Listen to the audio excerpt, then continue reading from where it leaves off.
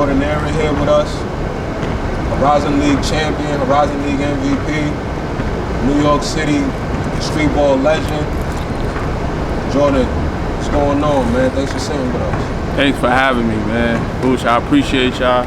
Appreciate y'all platform letting me, get on here and definitely tackle into my life and different things, that I got going on. But I appreciate the love always and the support. Definitely appreciate you sitting down with us, man. Of course. Where were you born and raised? I was born and raised right here, Lambert houses, Bronx, New York. Been in this same development here that we're shooting in actually my whole life. Learned everything I know about the game right here on this basketball court from family, my dad, brothers, uncles, everybody that that came from here, and others showed me the game well, and I've been doing it ever since. That's what's up. That's what's up. What was the area like and the community like growing up? The community was great actually growing up, and that's why I feel like it's a big need for me to do the things that I'm doing to give back. But growing up, we had my dad and my uncle, ran a tournament back here on this very court right here. Where I played my first game at 3 years old, running up and down, not even knowing what I was doing really. And that was the start of something epic. And having a foundation of this tournament right here in my neighborhood to be able to play in it at a young age just took me and made me want to just play basketball any and everywhere. And the community back here, back in the day, here was everything, They was always behind me. They always pushed me, and everybody always wanted, to see me do my best. And I can't thank them enough for that. Man, that's what's up, man. What would you say your upbringing was like? Were you brought up with both parents, or were you brought up? Absolutely. My upbringing was actually great. A lot of kids and that come from where we come from is not able to grow up with their mother and their father and their life living under the same roof. Right. So can you talk about that, like where a lot of us didn't grow up like that? So you being the benefit of growing up, active father in your life, active father loving your moms, what was the benefit to that? It just really showed me, how to be a man. I grew up in a tight-knit family. I had my dad and my mom together in the household along with my I'm the youngest of just 7 siblings. The youngest of them all. I got 3 sisters and 4 brothers. So having all of them, in the same household with me as well growing up, always was able to keep me steered in the right direction. I think that's a big thing now with growing up in this day and age where you only got your mom or your dad. You don't have much direction or much people telling you or keeping you on the right track. And I feel like that was a real big bonus for me, to have my mom, my dad be there. Even losing my mom at 15, I was able to live my life, until I was able to come outside and, be a little older with them. So I cherish that always. Most definitely, man. Most definitely. I heard you say that you came out here and started hooping around 3 years old. How did you hone and sharpen your game growing up? Nowadays everybody has a trainer, but I know that wasn't a thing in your era, our era. So how did you hone and sharpen your skill set growing up? Well, I always had, my dad, and we always had programs out here. So the summer tournaments that we would have back here, I would come out and play in those. And then during the school year, Mike Bright, he was significant, another significant person in my life growing up when I was younger that kept a program going of basketball where he taught kids and helped us practice and really made us confident and showed us the right and the wrong things about this game of basketball. And I learned that at a young age. I would go to his clinic that he had Monday, Wednesdays, and Fridays down a block from here at CS 214. I would go there every week.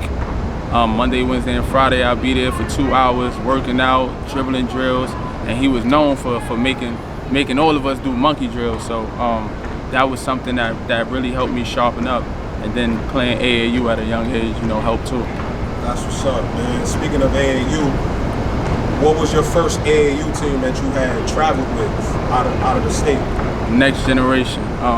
Next Generation was it all for me. Coach Peter Aguilar and Coach Darren. How old was you when you started playing with Next Generation? We started at 6 years old. Oh, so you have been running with them for... Yeah, up until about 16. Yeah. Up until about 16, and then we kind of deferred from each other. You know, once you're in high school, it's a lot of different other things. It becomes more business-like. Exactly. So what was that like, the first joint, when y'all traveled, 6 years old? What was that like? It was everything. I mean, we started kind of in the city. Coach Pete put us in, you know, all the like citywide and all those tournaments, kind of to sharpen us and see where we was. And we was going on a rampage. We had myself, Kyrie Irving, Michael Alvarado that went to Manhattan College, Peter Aguilar III that went to Concordia. But we had a stack of guys that, you know, really competed, and we had fun, and we didn't lose a lot. We didn't lose. Right. All right. So, and I definitely remember hearing about y'all making noise and whatnot. I know that Kyrie ran with y'all. Mm-hmm. Let me ask you this: when you was coming up, did you think that, yo, I'm playing with somebody that's going to the Hall of Fame, or when did it hit you that, yo, this dude is a cut above everybody else? I could say it's a great question. Like, I vividly knowing you, I remember senior year, seeing you that fall when everyone signs their letter of intent, and you saying to me, yo, this dude really going to do, and you could not believing, but believing, but not believing, like, yo, this dude really going to do, not on no hater stuff, but just like, yo, my man really going to do, this is crazy. But like, when did it really hit you, like, yo, this dude is a cut above, a cut above the class? That always, that's my brother family for life. And growing up, we all had that attitude. You know, 6 years old, 7 years old, we had that attitude that nobody was better than us, and we were very confident in our games. And growing up, when we played together, honestly, I got a lot of the attention. A lot of the attention. Yeah. 14U and all of that. Absolutely, because when we played, you know, at that time, Kyle was a great shooter, a great leader, though. That's one thing he always led by example and with his mouth. And me, I was a little more laid back and shy with my vocal, but I would put everything out on that court. Right. And it'll pay off. And he was much more of a shooter when we played growing up around that young age. We kind of separated in high school when he went to St. Pat's, and everybody, you know, deferred off to what they was doing. And that's when he began to, you know, just take it to a whole nother level. I think I seen him again. We actually played before he left to Duke at a Rucker game, and he played on my team. I had him come out and play, and he put on the show. But even before that, we seen each other in high school. We got to play in Gaucho's Round Bowl Classic when your schools was doing the school thing, and we got to play. And I seen there we was able to beat them, him and Eli Carter, but right there you could just tell that he was taking a step above everybody. Yeah. Got you, man. That's real. So now going back to your journey, you know, coming out of middle school, you went to a public school that really wasn't all that known for basketball at all. In an era where if you was that dude coming out of 8th grade, you went to one of the powerhouse Catholic schools. Absolutely. So what made you go that route where you went to a no-name public school, or was there some reason why you went that route instead of going to like a powerhouse or All Hallows or St. Raymond's or Rice High School back when it was open? That's a great question, and that wasn't my initial. My initial thing wasn't to go to BLA, Bronx Leadership Academy, coming out of junior high school. Me and Michael Alvarado, that I mentioned before, we actually went to a school to see a prep school, Wyoming Seminary in Pennsylvania. And we both were supposed to attend that school together. But we went and took a placement test. He might have taken it a little bit more serious than I did, and he was able to make it into the school, which I didn't. So that kind of messed me up a little bit, but I still had the opportunity to either go to Mount St. Michael at the time, and I chose in BLA. and I chose BLA, being that, you know, a lot of the people that I went to junior high school was graduating out of 8th grade where it was going there. And I wasn't really seeing it, the basketball, you know, I knew I was going to play AAU anyway. Like, I was going to get seen playing. But if I knew what I knew now, with how it's a business and a system once you get to high school, or even before high school now, with all the social media and stuff like that. But if I would have known that at that time, I probably would have took a different route. But I'm still happy with what I did. I was still able, you know, to get seen. It probably wouldn't have took so long, but I'm still happy with what I did. So it leads me to my next question to ask you: how much did you regret going to BLA as an underclassman, or was it just, yo, it's whatever? I'm going to school. I'm hoping. Funny story about that is my dad was kind of real upset that I wanted to continue to go there. Even after my first year, I had opportunity to go to Mount St. Michael again in All Hallows, which my whole AAU team wound up going to All Hallows to play for Peter Aguilar. And I still didn't want to leave. You know, I love the atmosphere. And the school I was in, I know they wasn't known for basketball, but it was a great academic school. And I felt like in that realm of it, I was more basketball. I was good at school, but I wanted to do good just so I could play basketball. And that kind of changed my perspective on, you know, like going to class and different things like that. And I made the honor roll my sophomore year, so that kind of made, you know, my father a little bit more happier that I was there. Gotcha. During your sophomore year, you was putting out pretty good numbers too on the basketball court, but once again, it was at a low level. Was there any notoriety that came from the numbers that you were putting up as far as colleges recruiting you after your sophomore year? Not really, and that's a test to, you know, I wouldn't say it's a mistake, but the opportunity that I didn't, you know, take at the time, which going to another school. You know, BLA was in the B division, and I was averaging 36 points, leading the whole PSAL, AA, B, and A in scoring. And I still didn't really get the recognition that I was supposed to, other than me just, you know, leading the league and scoring and having the numbers. But I would say it did work out in the long run, because I was able to transfer out. I think I waited a little long, but I was able to transfer out to go to Wings, and it paid off for me. Gotcha. So when you get into going to Wings, I know you transferred there for your final year of high school. What went into that decision? Was it just straight up, yo, all right, I'm done putting up numbers at a low level and not getting my recognition. I want to go to a bigger platform and put on, or what went into that decision? It was absolutely that. I definitely wanted to. I knew I had, you know, a couple more, 2 years really left, and then I completed my junior year, so that left me actually with a year. And I knew I needed to get in the atmosphere where I could be seen, where coaches would come out to the games at least. And me knowing the coaching staff and even the principal at Wings, he made that transition for me happen.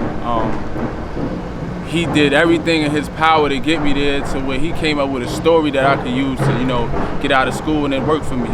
And I was able to get there, and we was able to win a Bronx Borough Championship, you know, get to the Final Four, to make it, to almost play in Madison Square Garden from a kid. You know, that's a dream from any kid in the city to be able to have that opportunity. But we didn't, we fell short. But I was able to get a school from there, and a couple schools, not just a school, but a fair amount of schools from there, and that was a big plus for me. So, all right, now going back into your summer, going into your senior year, now things are getting real. Obviously, you transferred to a big-time school. You hinted at earlier how, as everybody got older, the next generation kind of broke apart. So who did you run with that summer, going into your senior year? When Coach P started really coaching the next generation, we kind of veered off to Metro Hawks, and that's who I played with in the summer. That summer I would play with Metro Hawks probably for the last 2 summers before I really stopped playing AAU. I was playing with them, and that kind of was good for me too, because the AAU circuit definitely you know, brought me a lot of attention from coaches and different things like that. I had schools like Drexel at the time, Creighton, out of high school. But you know, the thing that kind of flags us all coming out of public schools, not taking it too serious, or not even pushing ourselves hard enough when we go take our SATs, and that's always something that's in the way of us accomplishing that D1 goal right out of high school. Right. So I had to go to the junior college route. As you finish up your senior year, what was your post-high school plans? Did you know straight up, hey, I ain't gonna be a qualifier, or was there a little bit of? It was a little bit of hope up and down. I just had to wait, for certain scores to come back and things like that. But my whole thing after high school, my senior year, was getting away. Like, I wanted to get away. I just had lost my mom my junior year of high school, and I felt like everything around me was kind of sucking me in, like to the point where I was coming to school late and stuff, and that was never my mantra, the type of person I was. And me being around the neighborhood, it kind of had me feeling like, no, I got to get away from here. I got to get away just to focus back up and tap in. And I had to. Why did you choose JUCO instead of prep? If you could just, you could take your SAT over during the post-grad year. Yeah. And there's a lot of dudes, even from our class, that did that didn't qualify, went prep, then qualified in 2011. So and I knew that was an opportunity and that I could take. But my whole thing was I never liked the reclassifying and post-grad stuff. That was never something I liked. Even playing AAU, when I would play against guys one year and then they'll be playing in the same A again the next year, and I'm like, I didn't understand it a lot at that time. Maybe now I probably would, take that on. Yeah. But I wanted to graduate with my class. Like, I'm 2010, and my friends was graduating, everybody else was graduating. That's what I wanted to do. So I felt like I'm gonna take this opportunity, and the JUCO opportunity presented itself probably about 2 weeks before graduation. And when I heard where it was at, booked me on a flight. I'm going. How aware were you about the clearinghouse before your senior year? Like, did you know about it throughout your whole high school career? No, I didn't. I didn't know about the clearinghouse at all. Being at BLA, that's not something that they not even looking at, sending nobody to college for basketball. Like, everything's really academic there. Right. I learned all that stuff in 1 year going to wings because guys was going there and then going to good schools. So I had no idea, recollection of none of that stuff. Like, through my high school career. That's why I say maybe I should have took the other opportunities that I had, but I don't regret nothing. I mean, everything happened for a reason, and it got me to where I am today, so I can't have no regrets. Understood. I know throughout this crazy journey, you lost your mom, which I'm sorry about that loss. Thank you, bro. I appreciate it. How hard was it to continue to pursue your dreams, your life dreams, your athletic dreams, your academic dreams, while still grieving at such a young age? How hard was that? I definitely gotta thank my family, friends, close friends, definitely, for always giving me that push. Even when days that I'll be sad or days that I didn't want to get up and do what I had to do, I could talk to my dad, my brothers, call my friends, and they get me right back position to do what I gotta do. But I felt like me going away at that time, just getting away and getting a clear mind of everything, I was able to really focus and just play basketball. Like, I was in the gym, school, in the gym class every day for my whole first freshman year of school. And that's all we had to do out there. Like, I'm in West Burlington, Iowa. Right. There's nothing else out there but a gym in your dorm. So I think that really helped me focus up a lot, just being away and being able to zone in. Respect.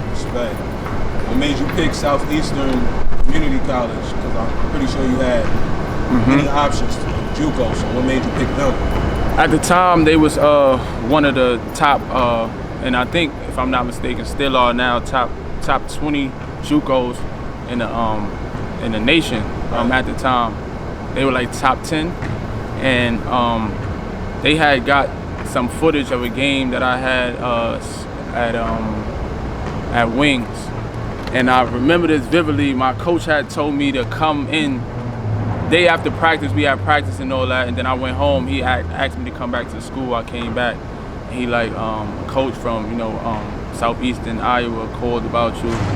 Wants you to fly you out there, to play open gym with them and potentially, have you come to the school. So I was like, where's West Burlington? Like, where's that at? Like, I got on the phone with him, and the conversation that we had on the phone, I could tell that he had my best interest. And right from there, I was like, I'll go out there and do the workout or whatever, or play open gym so they could see my game. I went out there, and from the first game, they was signing me to come to school, and I was like, yeah, I'll take it. I want to come out here. Like, I need to be away. I need to get away, and it was just a no-brainer at the time for me. That's real. That's real. How hard of an adjustment was it, you being a kid from the big city, way out in the Midwest now, in the middle of nowhere? It was a big adjustment, cause you come, like you say, you're an inner city kid. You coming from where the city never sleeps, New York.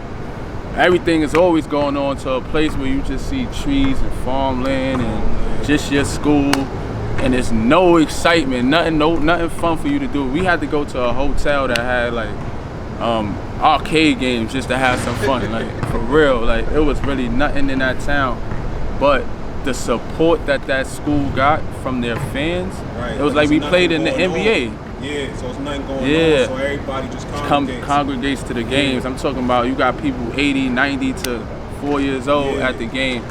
I vividly remember one of our fans that had an oxygen tank, that he was a season ticket holder, and he would be at the front row every game with his oxygen tank.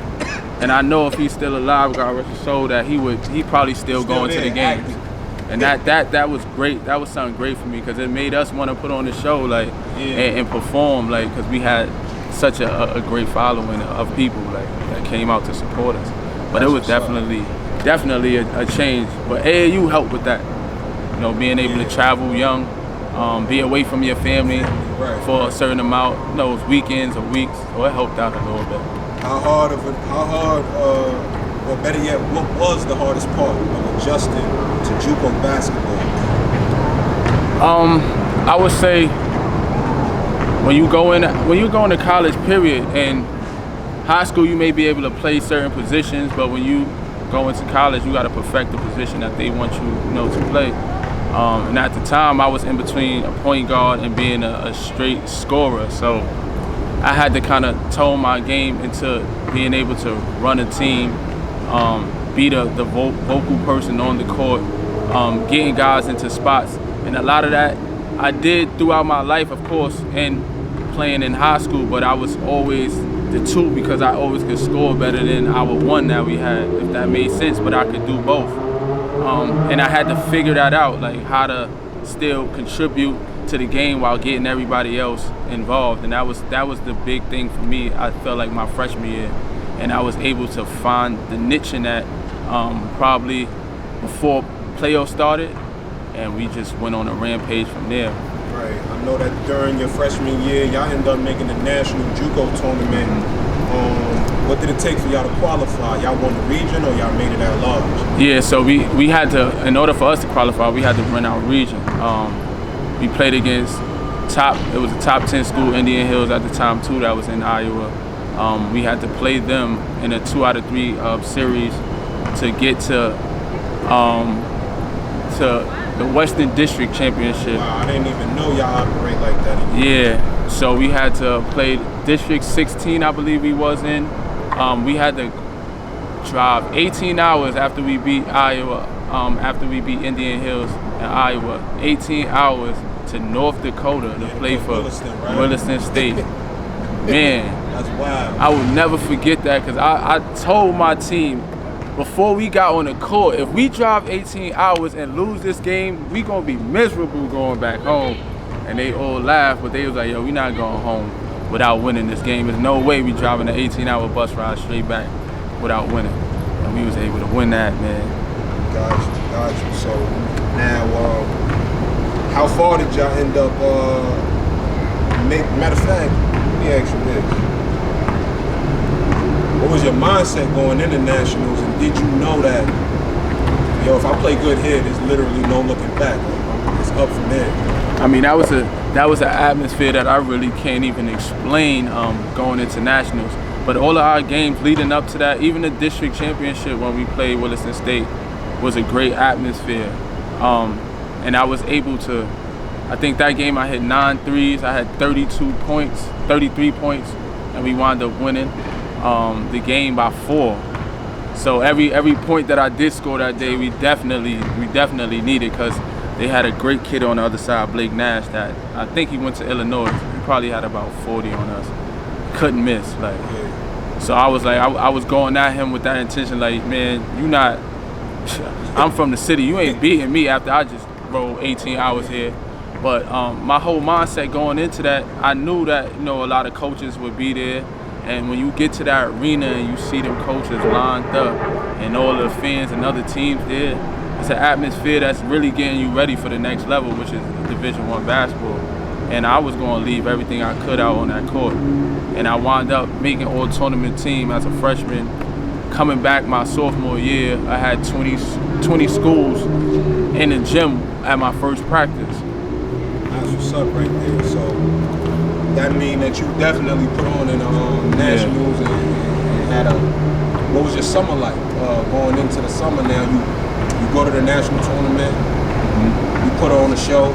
What do you do during the summer? You attending the camps? You working out anywhere? What you doing during the summer? Well, during the summer, I definitely was, you know, playing in everything. I did a few camps in the city where I worked out. I stayed working out too. When I got home, I would work out with Reggie Howard and get a lot of work in with him individually. And then I was playing in tournaments, stuff like that, keeping my body in shape.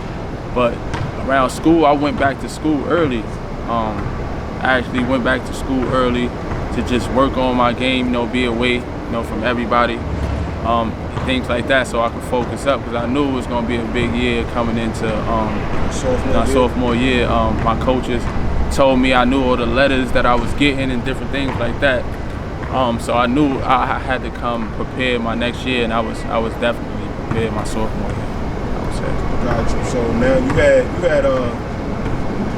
said you had about 20 schools interested in you after nationals going into your sophomore year. Would you mind naming some of those schools that were recruiting you? Well, I could have. It's so crazy how life plays out sometimes, because I could have honestly signed to either Creighton at the time, Wichita State. This is all before they hit the Big East. Yeah. So it was Creighton at the time, Wichita State, Seton Hall, and Hofstra. Those are the 4 big ones that I had. I mean, I'm talking about they wanted me to sign almost before my sophomore year even started. So in October, before our season started, they had already wanted me to sign. Right. I have 15 other schools. I had University of Maryland, Illinois State, the University of Illinois, St. John's,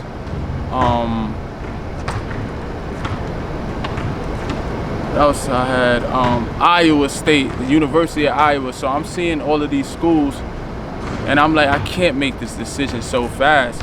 And then we still doing jamborees where other schools is coming out, and I'm getting the attention, and they're hitting me up saying they want me to take a visit. So I wanted to actually take all my visits before I made a decision.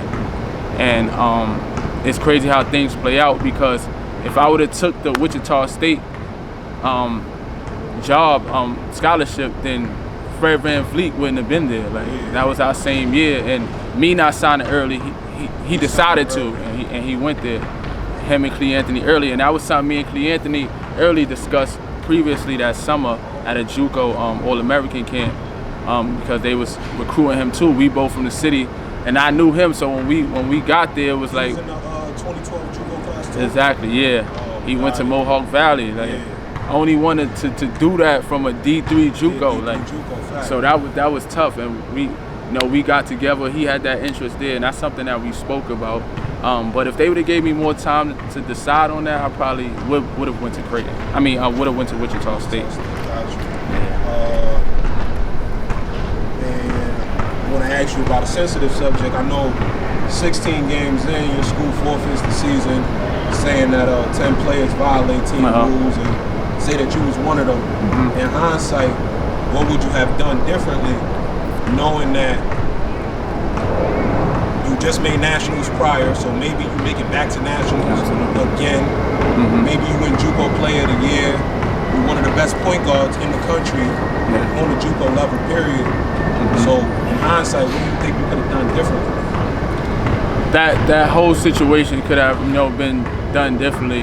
And if, I had the opportunity to rewrite that all over again, I definitely would, because just off the strength of the coaching staff that we had there, they were great to us. Really showed us how to be young men, and we didn't just learn basketball from them. We learned life goals from them guys over there, and they deserve more than we left them with. They deserve that shot to be able to go back to, and that was a goal that we all had.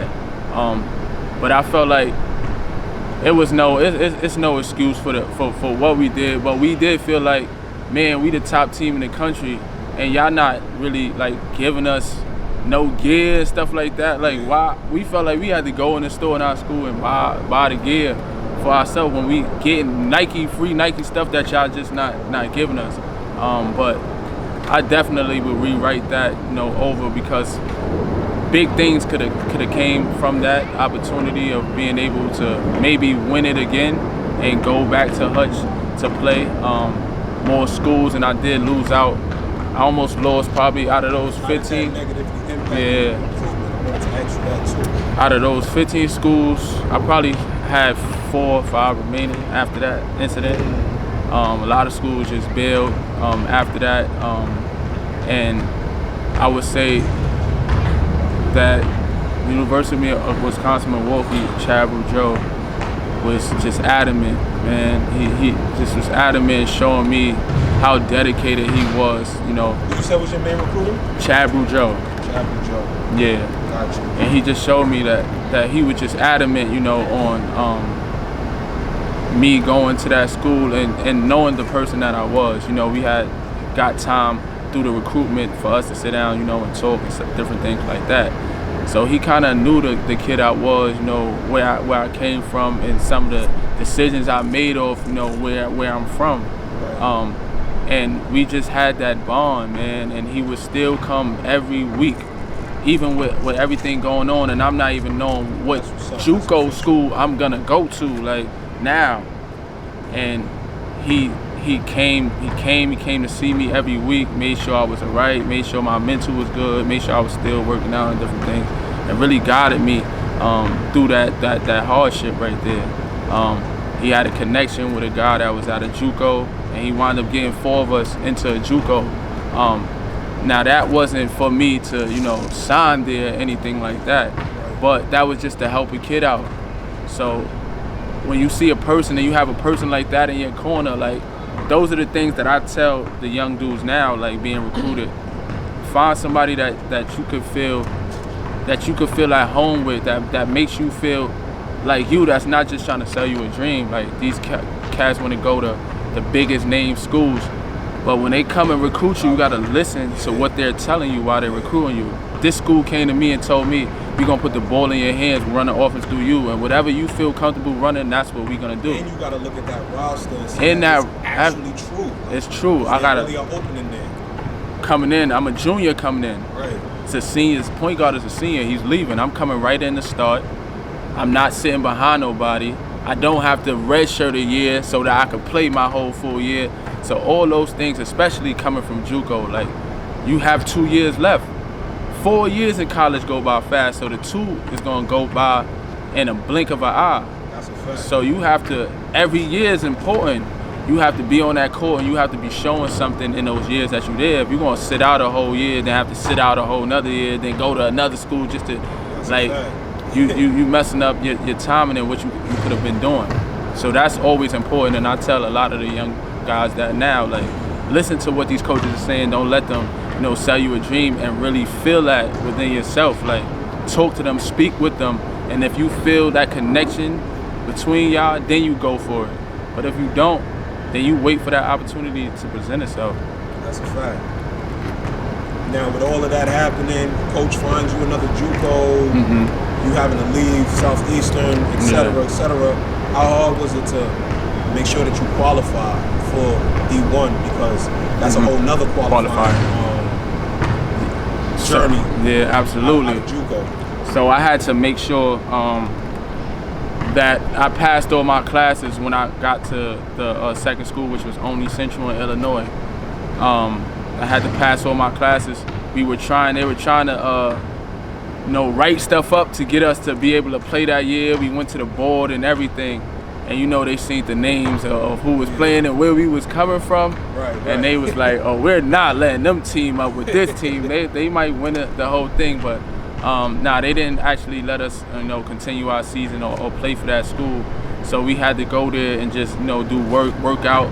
We worked out with the team every day. I traveled with the team. Was that the school Trevante was at? Yeah, Trevante Bloodman was there. Me, myself, and Deontay Houston that went to Wings with me went there as well. He came with me from Southeastern, and we went there. Yeah. Got you. Now you end up going D1. You go to University of Wisconsin-Milwaukee. Yeah. And to be honest, it looked like you adjusted like it was nothing. Some people really, really struggle getting off their game at the D1 level after going JUCO. You had loud game after loud game, and you played a lot, like you said, 35 minutes a game, junior year, nobody in your way. Why do you think that was, that you adjusted and was able to do your thing? That's another attest to the people that recruited me, the family atmosphere that the UWM had, the coaching staff. Everybody made me feel comfortable when I came in. Even the players, they had no flack in just giving me the ball and telling me you're gonna run the show and we're gonna follow your lead. And when you come into a situation, you have that many people confident in you, and you have the confidence in yourself as well. You just want to do whatever's possible for y'all to, be successful. And them giving me the keys to the offense, telling me that, it's my team and we're gonna, run the show of how you play and the things that make you great on the court. I couldn't ask for anything else. And with that atmosphere and everybody around me, I just took it by storm. That's thorough. Yeah. Now, if there was any one negative from your on-the-court play, it was that your assist to turnover ratio was 1-to-1 that junior year. What do you think made it so tough for you to take care of the ball your junior year? It was the whole adjustment. Like I said, it was an adjustment from high school to JUCO with the point, being a point guard, and then it's a whole nother adjustment from JUCO to Division I basketball and being a point guard. And I had to find my niche when I got to D1 level. On how to be a scorer, but I have to maintain keeping my guys in the game. And as the season started off, when it first started off, I was straight scoring a lot. I was giving the ball up. I was averaging probably like 5, 6 or 6, which is decent for a point guard. But I was averaging in first 4 or 5 games, I was averaging 28 points a game. So it was becoming a little difficult for me to get my game off and then get guys, and then not knowing at that level the amount of film and everything that they put into the games. Like, we have a game every week, but we filming on Monday through Friday on this one team to get ready for them. So when teams started to see that I was scoring a lot, they would put more pressure on me or take the ball out of my hand, which made it kind of difficult for me. Because now I'm getting pressured and I can't score how easily I've been scoring, and I'm trying to chalk it up to, dang, I need to work out more, or I need to do more sessions after practice. And it wasn't that. I wasn't learning the game. I had to slow it down. I had to pick and choose my spots. And as the year went on, I learned that, but we lost a lot. And that was a rough year for me. Definitely rough. That was rough. So now, when your junior year is up, what was your main focus for the summer going into your senior year? It's your final lap around. So what are you doing preparing for that senior year? It was nothing else I was doing but in the gym, honestly. I had spoken with my coaches at the end of the year, and I was really upset with just my play. Not of nothing that the other team did. I was supposed to be the leader of this team. They brought me in to do that, and they seen that I needed somebody else that could handle the ball as well, so they could take me off the ball and actually score, make my load a little lighter. Right. So I knew I had another guard coming in the next year that was gonna like help my load be a little lighter. And I stayed in the gym, bro. Like, I came home 2 weeks that summer. Usually I stay home for a month and then go back to school. I came home for 2 weeks. I called my coach. I told him, schedule me for 2 classes. I want to come back to school. I just want to be in the gym. Like, set up the 2 classes for me. I took like a yoga class, any class I could get just to be on campus. And I went and I did that. And I spent my entire summer in school, straight in the gym, working out. 'Cause I was like, there's no way that we gonna come back after winning 7 games. We was 7-28 or something like that. Picked preseason, picked last in the conference. There was no way I was gonna go out like that or lead a city and the people that had that much courage and fighting me like that. Nah, I couldn't do it. That's thorough. Yeah, so now you do go back and you have a good senior year. Before I even get to how much you won, I want to highlight that you cut your turnovers in half. You averaged 4 turnovers your junior year, you averaged 2 your senior year. How do you think you was able to take better care of the rock, which is obviously important? Just knowing the game, like you said, and a lot of things slowed up for me. When you come back after the first year, you get to see how intense they play in college, how intense the defense is, how the size, people are bigger, different regions and places that you play. The SEC, it's a whole, it's a different speeds and all that. So me being able to go that junior year and really get a test of all that, playing against big schools, Wisconsin, going into those atmospheres where everybody's just against you and you looking up like, and it's a sold out arena. I had to get used to that, and it took that junior year, which some players have their freshman year to go through that. Right. That was my junior year, and I knew coming back, it was nothing that was going to stop me. I was going to leave everything I had on the court every single game. I had to. No game could be replayed, so I left everything I had on that court every game. That's real.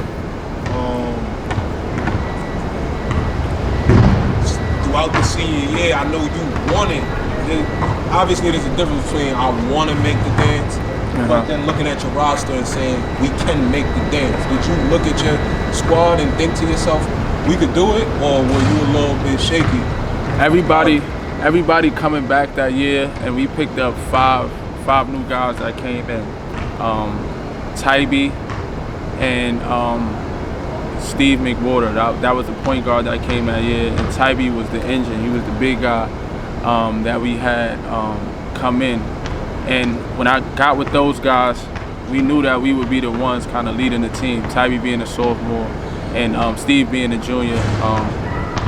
We knew we was gonna be the ones leading the team. So that year, every practice was a dogfight. Like, we practiced better than we did the year before.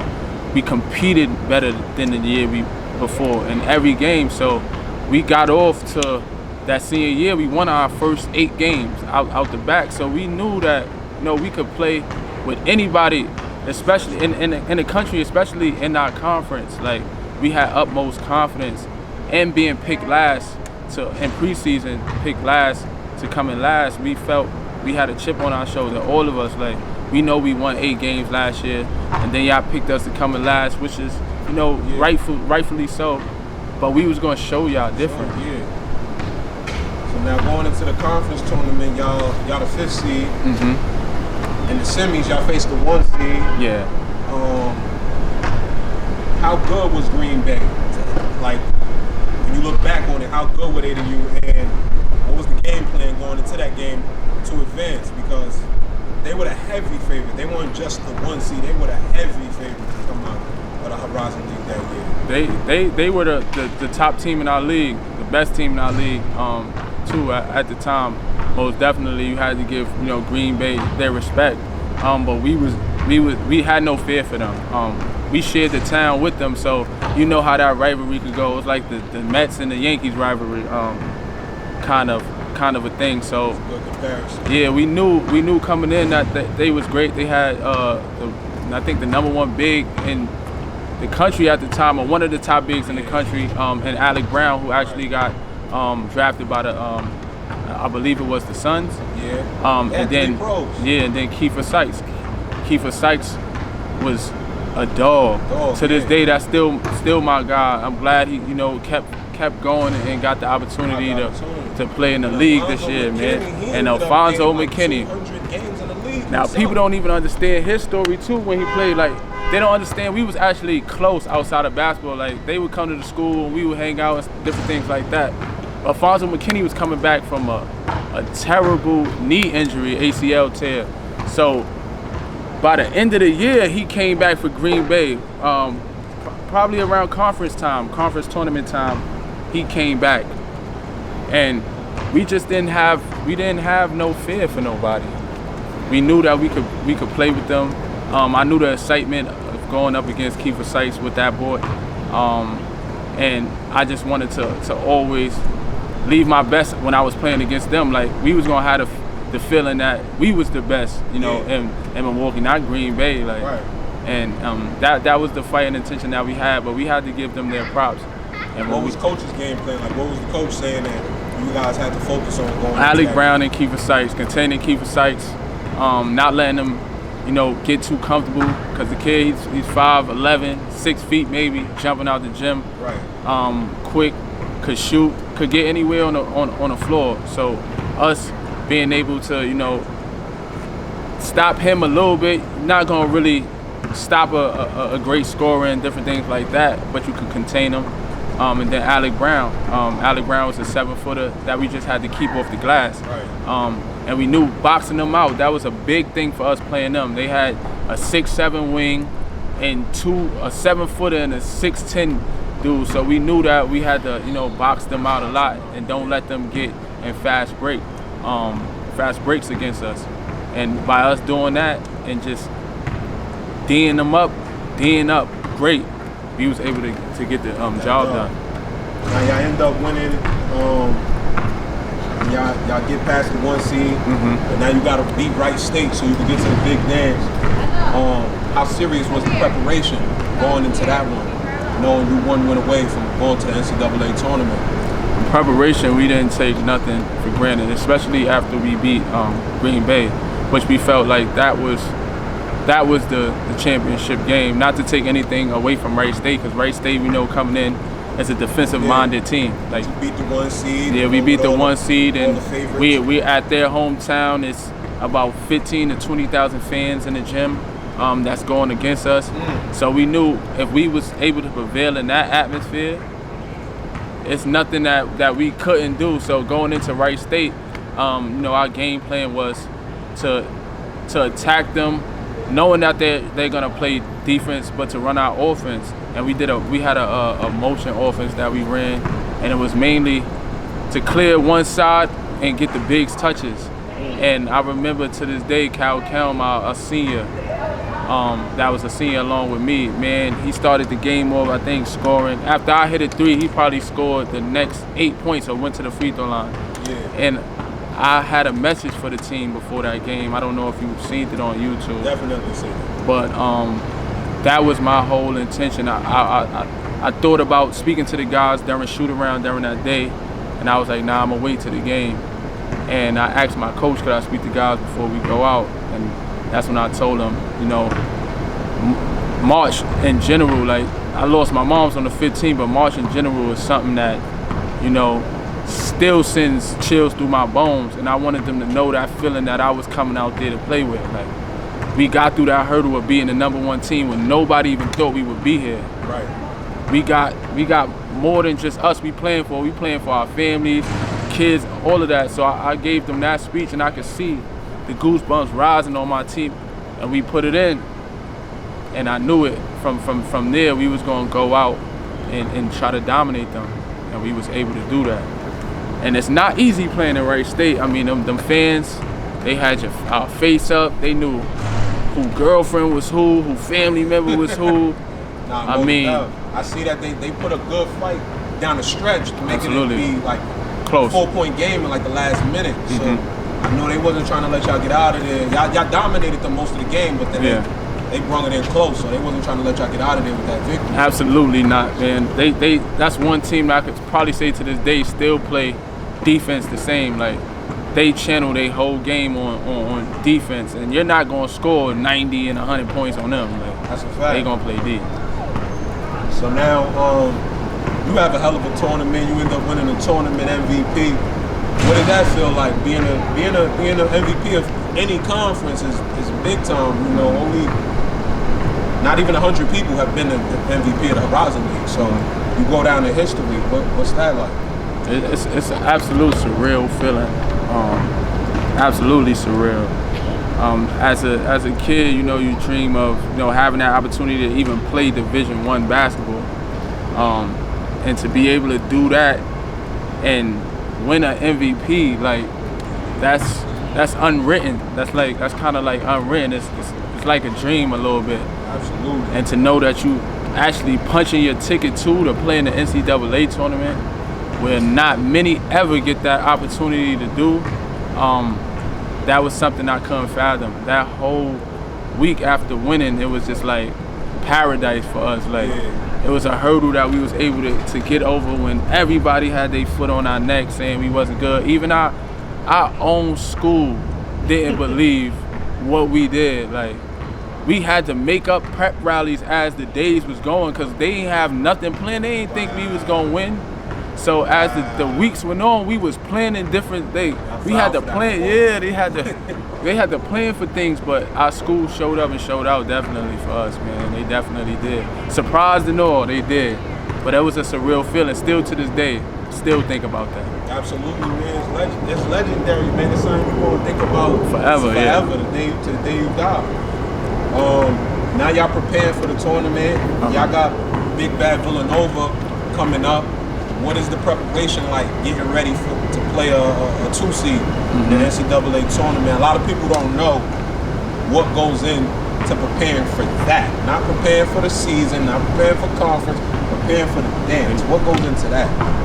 Man, so after winning the championship, you honestly can't do nothing else but do interviews for that whole week. Damn near, because they're coming in each day. Even if you have a practice, you're probably practicing for an hour or two, and then you got to do interviews for probably the next couple hours. So that was something new for us. We took everything in as a breath of fresh air, but we worked our asses off still. Like, in practice, we still competed because we knew coming in, Villanova was one of the top teams in the Big East at the time. Like, every guard they had was 6'5", 6'6", and better, solid. So we knew the fight that we had, you know, coming to us, but we still knew that we could play with them. We didn't feel like we were overmatched. We felt like if we played our game and did the things that we did well, that we would be in the game with them, and we actually was. I still to this day, man, wish I could get that game over. It took me almost 2 years to watch that game. I was gonna ask you that, like, obviously you had a tough game individually. The team had a tough game. You had a tough game going 1 for 15. How many times did you watch that game over? I know regretting it, wanting it back. How many times? And what do you think you could have did different to have different results, or at least, you know, give yourself a better chance? It kind of took me like probably I would say like a year to watch that game over. But coming into it, and it's so crazy with me, I'm kind of superstitious in a way. But I know, like, usually when you go on a hot streak for about 7-8 games of playing out your mind, you know that one game where you're not gonna hit a shot is coming soon. Like, so I kind of had that in the back of my mind, but I was never gonna let it creep up to the front. But that did, you know, come into my mind. But it took me about a year, you know, to watch that game over, wanting that opportunity again. It was like I went 1 for 15. I still ended the game with about 7 points, 8 assists, and 6 rebounds or something like that. So I played the other areas of the game well. I just my shots didn't fall. And I blame myself a lot for that, and we was in the game still. We was down 8 points at halftime. So we had the opportunity to still win it. They didn't pull away until, like, I would say last 10 minutes of the game. They pulled away from us. But that was the only thing I kind of knew. And then somebody told me this too. My sneakers, I changed my sneakers for the game. They gave us Adidas, of course. When you make it to the thing, they give you all these incentives and stuff. So they gave us the Kobe's, the first Kobe's, the bulky joints that came out. And half of us had to wear it. I didn't particularly have to wear it, but I'm like, Kobe, my favorite player. We just got these, why not? And I put those on. And luckily, those might have been what, you know, stopped my little streak from going. But still, that experience, everything that I experienced from the NCAA tournament, charter plane that's as big as this outside right here, to get off the plane, to not fly commercial, but get off the plane and you see the cops, they waiting for you by the bus to police escort you to your hotel, to get to the hotel to see your jerseys hanging up in the lobby. Then you get upstairs, you got the NCAA stuff on the bed, you got gifts on the bed from the NCAA. The whole experience is something that I would love to go back and do it 100 times if I could, because I couldn't fathom that. That was something that was great for me. Special. Right. So as you wrap up your senior year now, what's your post-college plans? I know everybody's thinking about the NBA as they play. What are you thinking is your realistic outlook past post-college? Well, coming out of college, I actually was, hot with being able to make the NCAA tournament, doing something that haven't been done in my school. And at the time, 10 years, that was 2003, the last time they did it. And we did it in 14. But coming out of that, I had a big upside. A lot of different overseas teams and leagues and stuff was looking into me. But of course, I wanted to try and do the NBA. Of course, like that was my #1 dream as a kid, always. And I had the opportunity to have a workout with the Milwaukee Bucks. But prior to that, my Milwaukee Bucks tryout was a Thursday. We had players coming in that was being recruited that Monday. So my coach calls us in to have us, play open gym with these guys. Playing open gym, regular thing that we did anytime guys came up to the school. Playing open gym, going for a layup, come down, somebody falls on my leg. Now I got a bruised knee. With 2 days to go to a workout of my life. Right. I get 2 days. So I'm in the training room for the day, that same day, the next day, trying to ice, get stem, everything. I'm doing everything possible. Wednesday night, I'm in the house. I'm doing little running things in the crib, trying to run, and I can't get the pressure. I can't really put the pressure I want on my right leg. Knowing that coming in, like guys that did the workout years before I came, they was telling me they just try to work you out until you're tired and then work you even harder while you're tired. So I knew that coming in, I wanted to leave everything I could on that court. Like I would have had to die on that court for them either to tell me I wasn't coming or give me an invite to come back. And me knowing that with this knee being on almost 40%, I wouldn't be able to give my all out there, so I would be cheating myself the opportunity as well as them. Like I'm not gonna go out there in second half anything I'm about to do. Like this is the opportunity in my lifetime. So I spoke with my coach. I'm like, I don't feel like I could go. Do you know for sure that you could give me this opportunity again if I'm not able to do it? He like, heal yourself up. I'll get you this opportunity again. And that's what I did. I didn't go. And I was never able to get that opportunity again. So I went the next best thing and got paid and went overseas. Got you.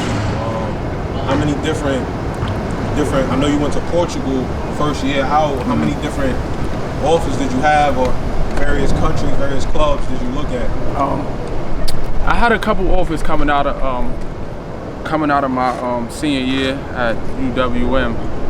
But being that, even that school's a mid-major, so it's not like a Duke where you have just people, you don't even have to play, and they'd be calling you overseas to come play for them because you go to Duke. So we didn't have, my coaches didn't have that type of publicity, so to say, or that name enough to, you know, push me around to different agents. But it was an agent that they worked with called Ben Schroeder. He was out of Chicago. Great dude.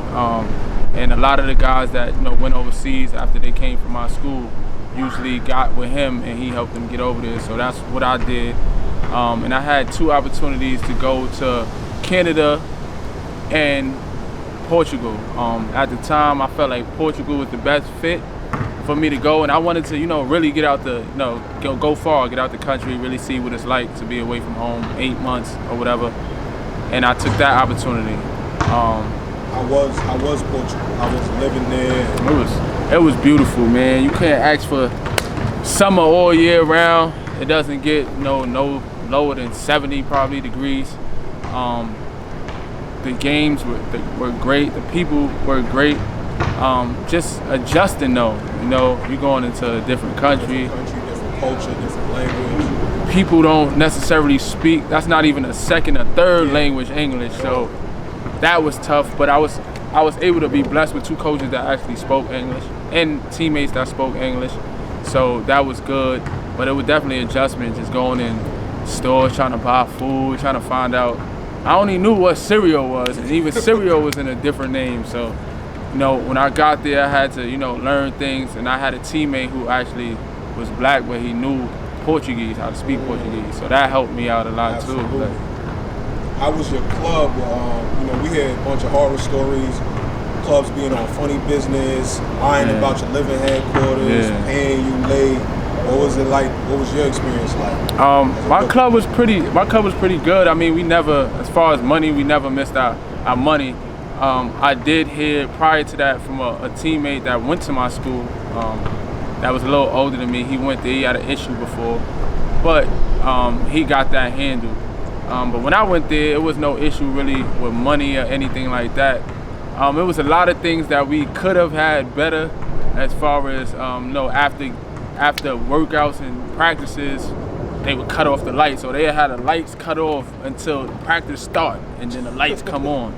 Or the hot water is no hot water the whole week until a team comes in that Saturday when we have a game, and then we could take the proper shower after the workout or the game. But other than that, I mean, they did put me in a tough living situation. But it wasn't really a bad living situation. They put me literally downtown in the city, over the water, beautiful sight to see. But the crib that I was in, beautiful walls, floor to ceiling, windows, all that. But the roaches, homie, yo. Keeping it real. What? That's how it be. I mean, I was in there. I lasted 2 days in there. I couldn't do it. The roaches was in the cereal, the food, everything. Like, we couldn't even leave the cereal open. I had to close it. They in the box still trying to get in. So I'm like, oh nah, we can't do this. Not at all. I mean, I like the scenery and all that down there, but y'all gotta get us out of here. They ended up finding you a different living situation? They found us a different living situation, and it was good from there. Like. That's what's up. That's what's up. Right. Now, so your second year, I know your second year you end up going to the British Basketball League. Mm-hmm. What made you choose to go there instead of going back to Portugal or going somewhere else? I know you had a good rookie year. So. Well, I went there because that was a place that, you know, showed a lot of interest in me. The coach at the time was very, very interested in my game, and I wanted to go for the experience as well. That league was much more of a basketball league other than the league I was in Portugal, and I think that kind of, you know, deferred a little bit from top leagues kind of getting to me going to Portugal, because they wasn't. It's like the A league out there, there's top league out there, but you know, certain places you go, exactly. You know what I'm saying? And then it make it harder for you to move up in Europe. Exactly. So me not, you know, I'm a kid from inner city that's learning all of this on the fly. I don't have nobody. Like when I'm going into this stuff with agents and stuff, I'm going with me and my dad and my family. Like nobody else knows this. I'm the front runner of all this stuff. So I'm taking and making these opportunities and choices off of off the fly and how I feel. So me knowing that now, I would have did a lot of things a little bit differently, to the point where I would now be in a top league for sure, because I wouldn't have came out and went to Portugal. But still, I still don't take nothing, away from that. It was a great opportunity, and the BBL was probably one of the best leagues that I played in to this day overseas. So like now with the when you did play in the BBL, maybe I'm wrong, but I had looked it up and it said you only played 10 games. Yeah. What was that about? Like, because I actually came there at the end of a season. I didn't start the season there with them. This was before the playoffs were starting. They had about 2 games prior to going into the playoffs, where they had an incident with their point guard, and they was getting rid of him. So they was on the fly for looking for a point guard that could fill the shoes right there, that had a good background, that played overseas. And they contacted my agent, and I wound up going there. But that's why I only played 10 games, and I got there at the end of the year. Like living in England for that short time? Beautiful. I mean, it wasn't as hot and as beautiful as Portugal, but the living situation was great. We had a big house, so it was like 4 to 5 of us in there from the States that were there. And it was beautiful. I got to, visit London. I actually got to play against the London Lions where they had the 2012 Olympics in London. I got to play there, so everything I took as a great experience out there. And then that league, the fans and everybody out there, they made us feel like we was in the NBA. Yeah, they made us feel like we was in the NBA. I mean, after every game, I'm signing autographs, I'm taking pictures, with kids. They got banquets, all different type of stuff for us. So it was really one of the best places I played by far. Now, so then since then, if I'm not mistaken, you haven't been back across the water since? I haven't. What do you think is the reason for that? Because if you ask me, and this is me just being non-biased, I don't work out dudes that play First Division, France, and all of that, and you just as good, if not better, than some of these guys that play First Division, top countries in the world. So, what do you think was the reasons why you haven't gotten back over there? Because you should be at minimum in the First Division, absolutely, European League. So after the year of me, leaving London, leaving the UK playing, I would start to I had got like 2 offers, but at the time, I'm back home now. It's the summer and I'm working. I'm working at the time I was working at NYU Hospital, where I'm making some good money where I could take care of myself. Now my son comes, and I have the opportunity to go overseas, but the money doesn't match what I'm making right now in the city. Right. And a lot of people get that flack of, I didn't want to leave my son, or it was something that kept me here, and it never was that. It was that the offers that I was getting at the time through my agent, I felt like he wasn't pushing as hard as he should have, and which he might have, but we just didn't get the offers. I was getting 15. I started in Portugal making almost $5,000 to $6,000 a month. Now I'm going across seas for $1,500 a month. Yeah. When I'm making that in 2 weeks at the job I'm at. Yeah. Why would I do that? It don't logically make sense. It makes sense for me to just go over there just so y'all could feel like, oh yeah, J.O. overseas now, or so I could tell y'all, yeah, I'm overseas, but I'm not living. I'm not making no money. That's the whole point of it. So that kept me out for about 2 years, not getting the right money that I wanted to go over there, and feeling that I'm worth more than that. And if I'm gonna go and lead a country and be away from my family for 8 months, and now my newborn son, I gotta be able to send money home and make sure that he good. Exactly, it gotta make sense, and that was my whole thing. So now it led up to this problem that I'm having now, where teams felt like I took too long off. Yeah. But my whole thing is, I'm working out all winter, and then I'm testing my talent against everybody that's overseas when they come home.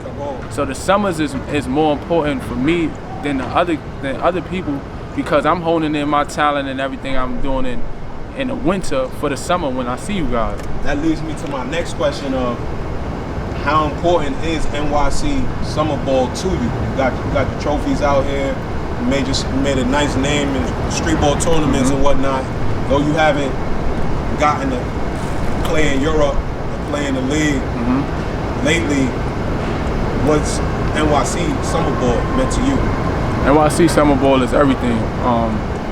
That's what kind of makes you who you are. Like, no matter what, even if you started here, it's like being in the jungle. Like, you always got to come back to the jungle to hone in on your talents, to get the real, to go up against people that's not gonna respect your name, but gonna respect your game. Like, and that's the thing that I feel New York basketball always comes with. Everybody's gonna come at you. You got the guys in your ear talking from the sideline. You got the guys that now talk on the gram all day, and you got the ones that's actually outside like me. Like, and I make a point of that. Like, I don't do all the people.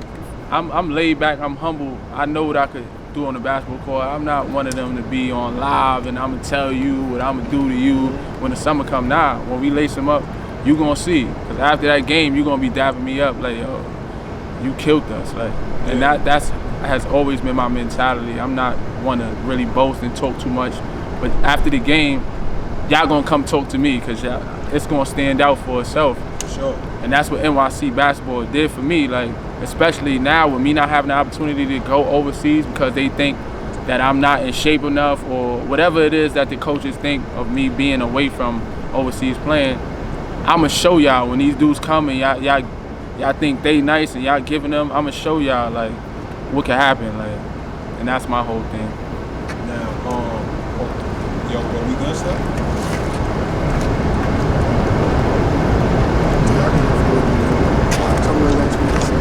It's at what, 20%?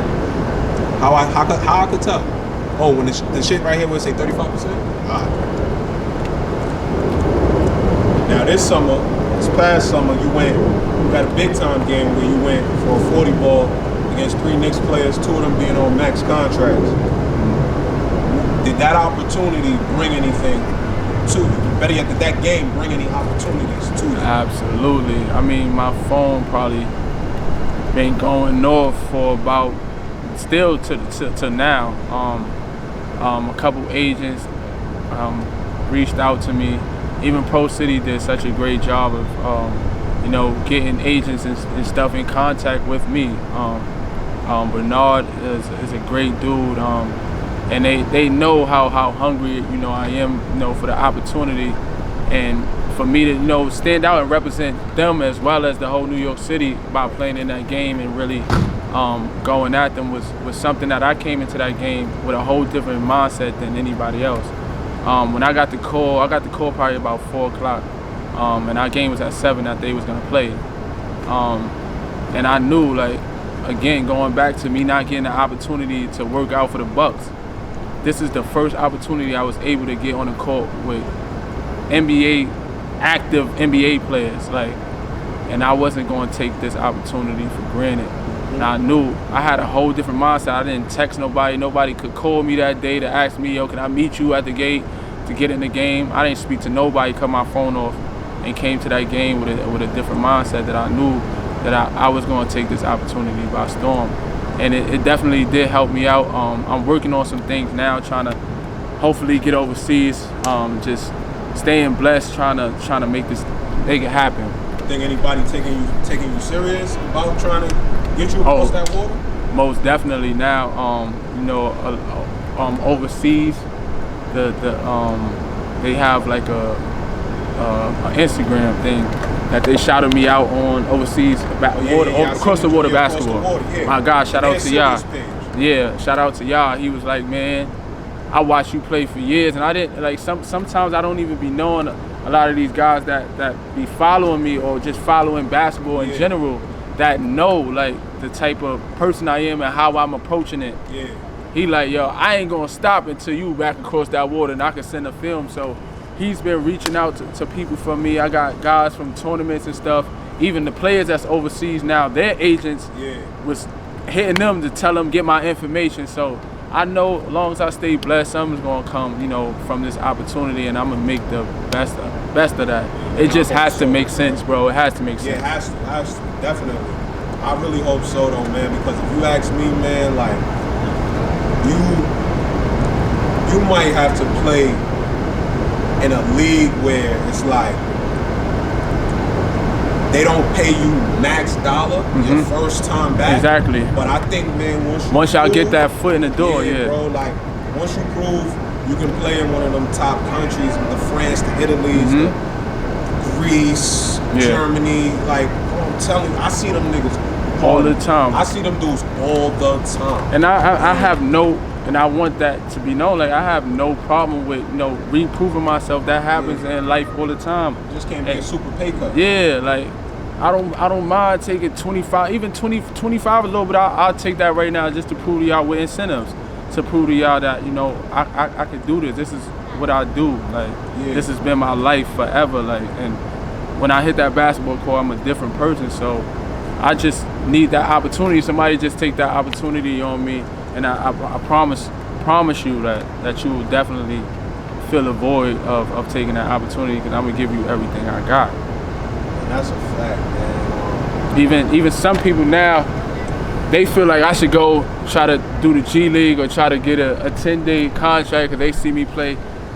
I understand it from a fan standpoint, but you gotta understand. It takes some. It's a business. It's a business, and on top of that, these NBA dudes is not nobody to just play around with. Like you gotta get them their respect, man. Them guys work, man. Work. It's not, you not just in the NBA because you was nice, man. It take a lot to get there, a lot. And if you get there, scraping through the business part of it and all the extra stuff it come with, you working non-stop working on your game. So, you know, I commend all NBA players. I ain't taking nothing for granted from nobody. Like they out there, they getting paid for a reason. And I was able to talk with, you know, Jalen Brunson at the game just to tell him, like, bro, you worth every dollar that New York gave you, man. Like, why? Because he's a little guard like us. He ain't super athletic, got to dunk all day and all that. Fundamental to the T, know how to run a team to the T. And when the best person on your team go out and you able to fill a void like he's not even missing, right? You deserve that, bro. Right. And he looked at me with a sigh of relief that I couldn't even believe. He was like, thank you, bro, because I know he coming into a new city and he's hit. You know, you got your people that's behind you and know that you're worth it, but then you hearing the outside noise. Is he really worth the $100 million? Is he really worth that? You probably heard it so many times. Just a New Yorker. A real New Yorker that plays ball, that really understand. Yeah. Really tell him that. I know he felt that. We had a great conversation after that, man. Shout outs to him. Can't wait for you to lace him up, man, and see what y'all doing for the Knicks, man. Outside of playing in local tournaments, are you involved in the game and any other areas? Right now, I got the JL Foundation that I'm doing. Tell us about the JL Foundation. What's that about? The JL Foundation has been a foundation I've been doing. This will be the 6th year I've been doing it with my family. It's in the honor of my mother who passed away in 2015 to cancer. She was a staple of a person in my neighborhood. She was the mother of all mothers. Everybody came to our house to eat, to talk. They couldn't talk to their parents. They came to talk to Miss Cooter. So for her namesake, I felt like I had to go out and do something. Even with my dad, you know, they were foster parents my whole entire life I lived. So I had, you know, brothers come in and out my house since a baby, and that was always something they always did, was give back. And me having a position that I had, you know, in NYC basketball, it was second nature for me to do this in her honor. So my family, my friends, we definitely dedicate this to her and all of the ones, you know, from Lambert that, you know, that we lost. This day is a community day for them. So I come out, man. I host a one-day tournament, and I give book bags, school supplies, sneakers, food. All of that is available for all the kids in our neighborhood on that day. And I feel like that's just the least that I do, my family, my friends, and the people in this community that help me with this foundation every year. That's the least that we can do to give back to the youth, to get another me or another great one to come from here. And that's our goal with what we do with this tournament is to find the next great one to come from here. For sure, man. Salute to you and your foundation, man. Mm-hmm. How often or when? How many times have you been back to UW-Milwaukee since graduation? I've been back to UW twice, I believe.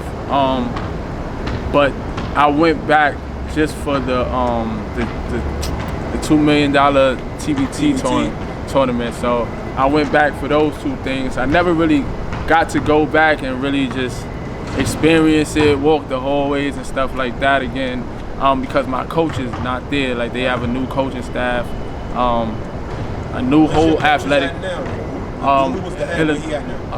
Central Illinois, I believe. Okay. Right now. Yeah, head coach. Head coach there. Yeah. So he's there now. He was at UNLV prior to that, though. He just left UNLV 2 years ago. Just head assistant there, but now he's at Central Illinois. But yeah, like they're not there, so it's kind of different people around for me to go and just feel that same feel when I go there. But I'm hoping that my school recognizes us in 2024 and give us our flowers that we deserve. That'll be the 10-year anniversary of us, winning that championship when, everybody doubted us. So hopefully, they come through and I'm able to make it out there for that. Gotcha, man. Do you ever plan on doing anything for the community out there in Milwaukee? Absolutely, absolutely, I would. Clinics, anything of that? Absolutely. I'm speaking with a few people that I know still have connections and live out there, some alumni from the school.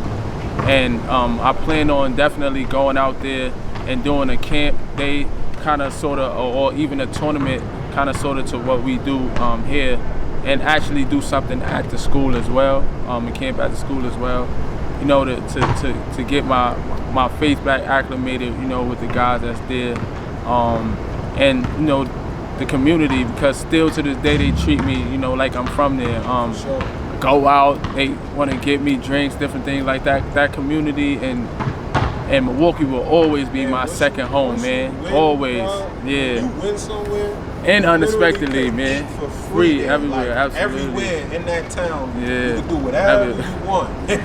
like you seriously. say no lie, bro. No lie. You say no lie. So that's definitely my second home, and I look to get out there. If not, I'm hoping I can get out there next summer and do some things out there for sure. I hope so too, man. Yeah. I want to ask you, being an undersized guard and being an undersized guard basically your whole life, what are some things you recommend to another young undersized guard? Some things that are non-negotiables for you to have in your game when you ain't 6'5", 6'6". What's some non-negotiables that a dude just gotta have? One thing you gotta have is heart. Heart overpowers a lot of physical ability that others bigger than you may have. You come into every situation, every game with heart. When your heart oversees your height, that's when you know that you got something great. Height is what kind of lead our story right now and lead everything. It's all upside of how long, how tall, or how athletic you are. Man, if you could put that ball in the basket, you're gonna have a job. If you could perfect your jump shot or perfect a particular craft in this game, you're gonna always have a job. And me being undersized is something that I had to deal with my whole life. It may have hindered me going to certain places or making it to the NBA right out of college and stuff like that because of my height. But you don't never let that stop you. Like I was short when I was 10. I'm short now. Right. But I still kill somebody 6'5", 7 feet. I don't care how big you are. Like you gotta guard me like I would have to guard you. So I would say coming in, perfect your craft on the court. Be a leader. If you're a guard out there, be a leader on the court. Come into the game with heart. Know how to get guys in the right directions. There's so much different things that could keep you on the basketball court other than you scoring as well. You could be a great defender. lead the league in steals, lead the league in, you know, disruptions, knocking the ball away. It's so much different things out of being short that you could change the game on. And now the game is changing, as you can see. Right. It's becoming more of a guard-oriented game. Guys shooting half court. That's not that tall. You don't gotta climb up or be athletic, go up a guy's chest. None of that. Right. But if you perfect your craft and things that you know that you're good at, you can always have a job playing basketball. Always. Got you. Where do you see Jordan Aaron 10 years from now? 10 years from now, I see myself changing the dynamics of how these inner city kids are seen. I definitely want to, in the future, start my own AAU, my own foundation. I'm working with Phipps community right now, and I'm basically just trying to learn everything that they do as far as with development of youth, how to, you know, help kids that's not in the sports or just out in the street get jobs and help them. So I'm learning different types of ways to, you know, save my, you know, my community or where I come from. So when I get to a point where I feel like I'm making enough money, I'm gonna have my own foundation and my own after school program and things like that in schools where I could, you know, teach and show what I've been through, what I've continually fight through every day, to show these kids that it don't matter where you come from, you can make it. Like that's an excuse that we're giving, you know, young, being that we're from the inner city, we can't do it because we got so much different things distracting us. Yeah, but it's gonna be distractions everywhere. Like if you apply yourself to something, if you really want something for yourself, there's nothing that's gonna get in the way of that. So that's my biggest goal, is to showing these kids coming up to make the next person from this neighborhood or wherever you from be on top. Like same thing that you do, man. I'm training kids. Any way I can help, I'm gonna give my knowledge of basketball to a kid, or knowledge of life, or anything that I'm doing to the youth. And that's all I'm trying to do right now, as well as still kill these dudes until my knees can't go no more, man. I also want to ask how many you got. I say 10 years, man. You think your body got 10 Yeah, years? I got 10. I got 10 in me for sure. I'm trying to get the next 6 to overseas of the league. So what's up, man? Give me that call, man. I'm still fresh. I'm still young, man. All right, man. Man, Jordan, I appreciate you sitting down with us, man. Thanks for taking the time, man. Absolutely, man. Thank you, Gooch. I appreciate you, man, and everything that you're doing, bro. Yes, sir. Yes, sir.